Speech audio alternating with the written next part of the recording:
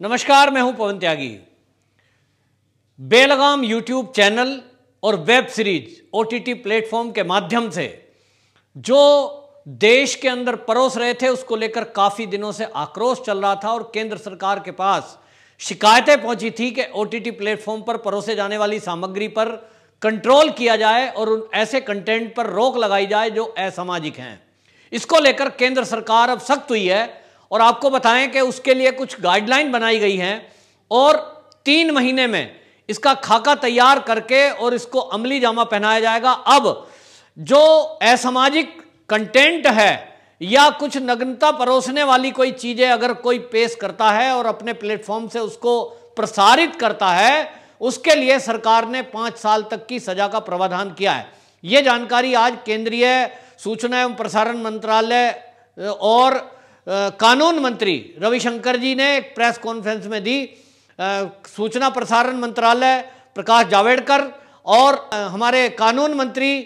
रविशंकर जी ने एक साझा प्रेस कॉन्फ्रेंस के जरिए ये जानकारी दी कि अब जितने भी ओटीटी प्लेटफॉर्म यूजर हैं,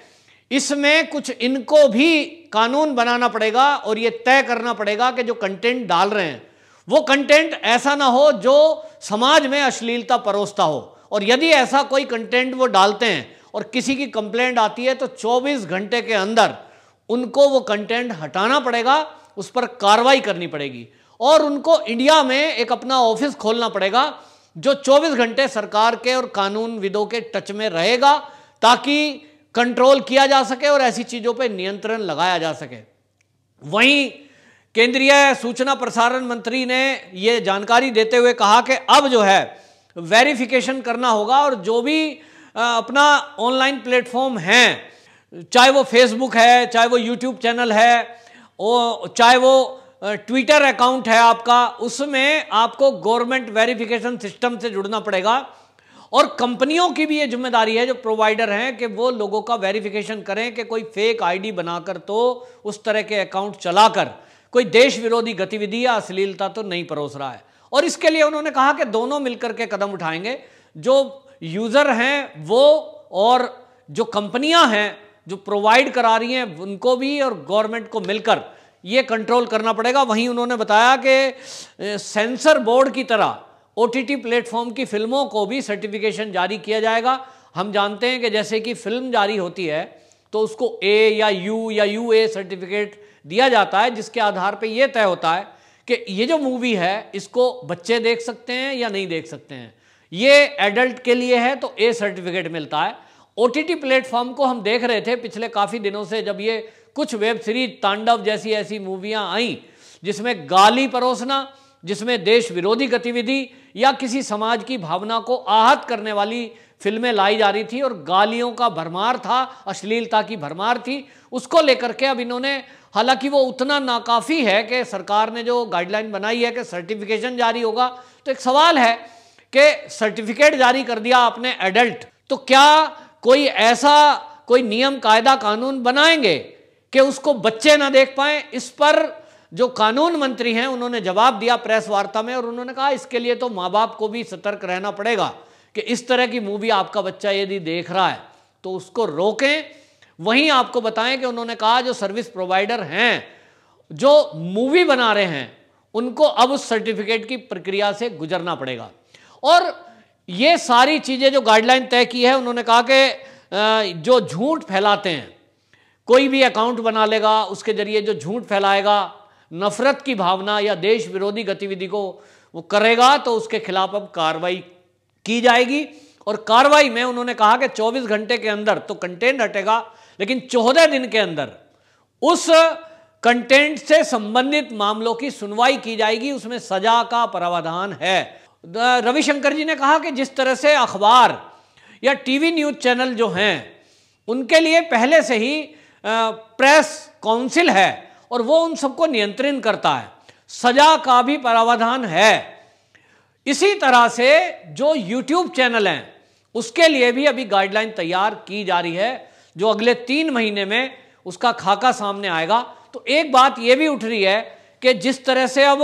आप देख लीजिए कि एक बाढ़ आ गई है एक तरह से यूट्यूब चैनल की, जिसको देखिए जेब में मोबाइल है, जिसको देखिए वो एक चैनल बना लेता है और उस चैनल पे मन मर्जी का जो भी उसको बोलना है वो बोलता है। कई बार तो ऐसा देखने में आया कि विदेशों से वो चैनल चल रहे हैं जिसका कंट्रोल किसी विदेशी के हाथ में है, और वो भारत के विरोध में, भारत सरकार हो या भारत की सेना हो या भारत के लोग हो या भारत की संस्कृति हो, उसको टारगेट करते हैं और देश विरोधी जो कंटेंट है उसको डालते हैं और उसको कोई नियंत्रण नहीं कर पा रहा। और इसलिए सरकार अब सख्त हुई है, और अब इतना कहा जा सकता है कि जब सरकार ने इस तरफ विचार किया है तो निश्चित रूप से जितने भी ये OTT प्लेटफॉर्म हैं इस पर अब लगाम लगेगी। जो अभी तक ये चल रहा था कि जिसकी मर्जी आ गई, जो मर्जी डाल दिया, किन्हीं देश विरोधी गतिविधियों को लेकर केवल पुलिस में कंप्लेंट होती थी और पुलिस उसमें हरकत पे आती थी। अब ये आप देखेंगे कि देश विरोधी नहीं तो हमारे देश के महिलाओं के बारे में यदि कोई ऐसा कंटेंट डाल रहा है, कोई अश्लीलता परोस रहा है, अब उसके खिलाफ भी कार्रवाई की जाएगी। और आपको एक बात यहां बता दूं मैं कि पूरे देश में उत्तर प्रदेश पहला ऐसा राज्य है जहां योगी आदित्यनाथ जी ने यह आदेश दिया हुआ है और सभी जिलों में बाकायदा एक IT सेल बना है पुलिस का, और वो निगरानी रखे हुए है कि कोई अश्लील मूवी भी यदि देख रहा है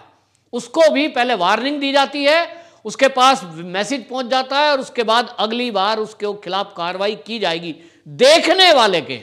इससे बहुत बड़ा फर्क उत्तर प्रदेश में पड़ा है। बाकी सरकारें भी उत्तर प्रदेश सरकार के पैटर्न को अपनाते हुए इस अश्लीलता परोसने वाले या अश्लीलता को शेयर करने वाले या अश्लीलता को देखने वाले, अब वो देखने वालों पे भी योगी जी रोक लगा रहे हैं। हालांकि वो विवाद पड़ गया कि भाई मेरी आज़ादी को आप खलल डाल रहे हो, अगर देखना चाहता हूं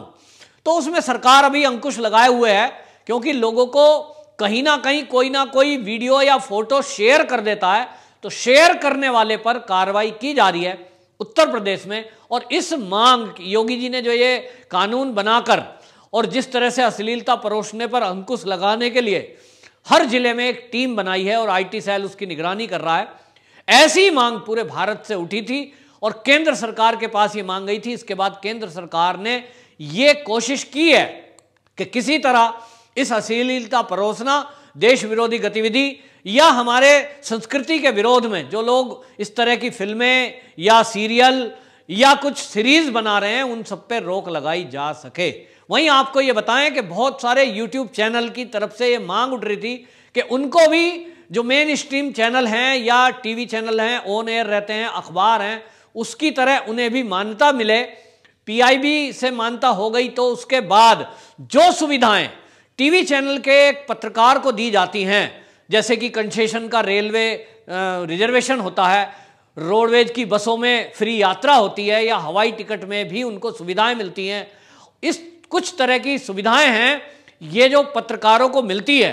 और अखबार चलाने के लिए सरकार से मदद भी मिलती है। आपको बताएं कि जो चैनल हैं ये न्यूज़ चैनलों को सरकार की तरफ से ऐड दिए जाते हैं जो एक बड़ी मददगार साबित होते हैं। इस तरह की मांग YouTube चैनल की तरफ से भी काफ़ी समय से उठ रही है।